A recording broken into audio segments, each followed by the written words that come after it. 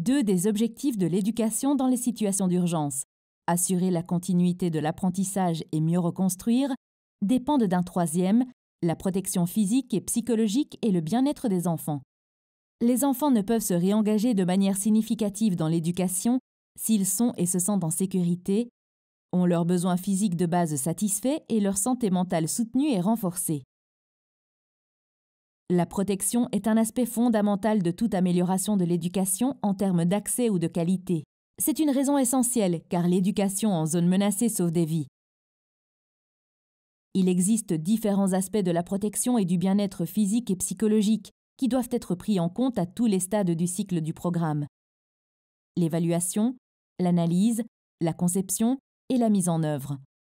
Les questions connexes de genre, de handicap, la protection des enfants et la sensibilité au conflit doivent également être examinées en fonction de leur contribution au risque et à la vulnérabilité en matière de protection et aux réponses à y apporter. Des recommandations sur tous ces aspects sont fournies par l'INE, SPHERE, Child Protection et d'autres normes sectorielles. La protection physique consiste notamment à garantir que les écoles ou les espaces d'apprentissage temporaire sont structurellement sûrs et aussi résistants que possible aux futurs chocs.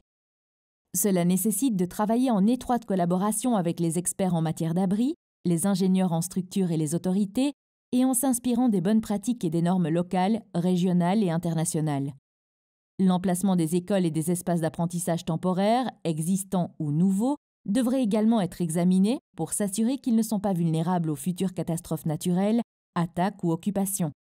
Les exercices de sécurité et les procédures d'évacuation peuvent aider à protéger les enfants dans le cas de ces événements. L'emplacement des espaces éducatifs peut également affecter le niveau de risque que les enfants peuvent rencontrer sur leur chemin. Cette situation peut être atténuée par une formation aux compétences de la vie courante, y compris des sujets tels que le risque de mines terrestres. Des toilettes et des installations de lavage des mains suffisantes, séparées et propres, et de l'eau potable sont essentielles pour protéger la santé des enfants et leur bien-être psychologique. Les pédagogues devraient collaborer avec les spécialistes WASH et les directives du secteur pour garantir le bon respect des normes. La promotion de l'hygiène par les enseignants ou d'autres personnes peut aider, ainsi que la distribution de kits d'hygiène dans les écoles. L'emplacement et l'accessibilité de ces installations doivent être soigneusement étudiés pour s'assurer qu'ils ne constituent pas un risque ou un obstacle pour les enfants, en particulier les filles et les personnes souffrant de handicap physique. Les espaces pédagogiques peuvent aussi soutenir des interventions sanitaires et nutritionnelles visant à aborder les questions de nutrition, les parasites et les carences en vitamines, en étroite collaboration avec des spécialistes de la santé et de la nutrition. Cela peut impliquer une combinaison de distribution de suppléments alimentaires, de programmes nutritionnels et de ressources pédagogiques pour promouvoir des comportements et des pratiques sains, y compris concernant la santé sexuelle et reproductive des adolescents. Veiller à ce que les écoles soient exemptes de toute forme de violence est un aspect important de la protection et du bien-être tant physique que psychologique.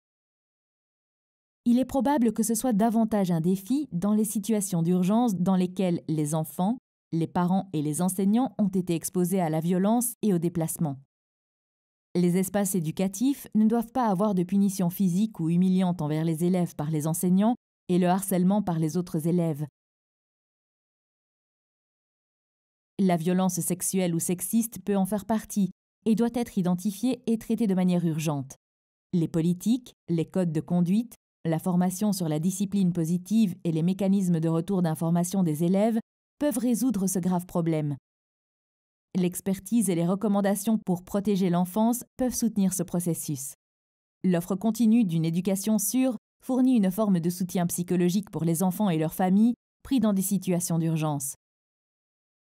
Des activités structurées menées par un personnel pédagogique formé à l'intérieur et à l'extérieur de la classe peut apporter un soutien psychosocial supplémentaire aux enfants en contribuant à leur rétablissement et à leur bien-être. Les enseignants et autres personnels de l'éducation devraient également être formés sur la manière d'identifier les cas de détresse extrême afin de les réorienter vers des professionnels. Protéger et promouvoir le bien-être social et émotionnel des enfants en situation d'urgence ne soutient pas seulement leur rétablissement et leur résilience, mais cela est également fondamental pour l'apprentissage. L'apprentissage social et émotionnel, SEL, comprend une conscience et une gestion de soi, une prise de décision responsable, une conscience sociale et des compétences relationnelles.